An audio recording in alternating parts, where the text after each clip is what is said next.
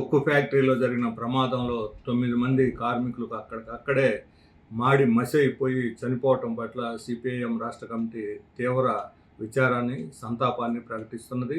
అనేక మంది గాయపడ్డారు.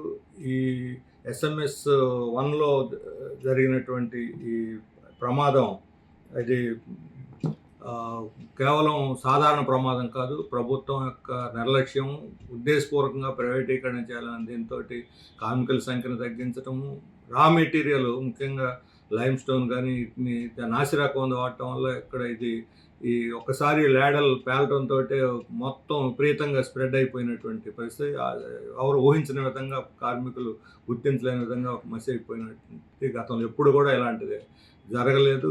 ఈ యాజమాన్య నిర్లక్ష్యం, ప్రభుత్వ ప్రైవేటీకరణ విధానాల్లో దీన్ని ఏదో రకంగా మూసేయాలి, పనికి రాకుండా చేయాలని కార్మికుల సంఖ్యని తగ్గించారు. అందులో SMS 1 ఇటువంటి చాలా ప్రమాదకరమైనటువంటి పని ప్రదేశం. ఇక్కడ మామూలు కన్నా తక్కువ గంటలు ఎక్కువ మంది కార్మికులు పనిచేయాలి. కానీ దానికి విరుద్ధంగా తక్కువ మంది కార్మికులతో ఎక్కువ గంటలు పనిచేయించడం వల్ల అక్కడ కార్మికులు కూడా ఈరోజు పని చేయలేనటువంటి ఒక పరిస్థితిని సృష్టించారు. పాత వాళ్ళను, అనుభవం ఉన్న వాళ్ళని, నైపుణ్యం కలిగిన వాళ్ళని తొలగించేసి కాంట్రాక్ట్ వర్కర్స్ని కొన్ని వేల మందిని, కొద్ది మందిని 5,000 మందిని తొలగించి 600-700 మందిని మాత్రం, అది కూడా ఏమీ తెలియని కొత్త వాళ్ళని వాళ్ళు రికమెండేషన్ల మీద వాటి మీద తీసుకొని పెట్టుకోవటం వల్ల ఇది ఆ రకమైనటువంటి నిర్లక్ష్యం జరుగుతుంది. ఈ డిపార్ట్మెంటే కాదు, మొత్తం ప్లాంట్లోనే ఈ రకమైనటువంటి పరిస్థితులు మనకి కనిపిస్తున్నాయి.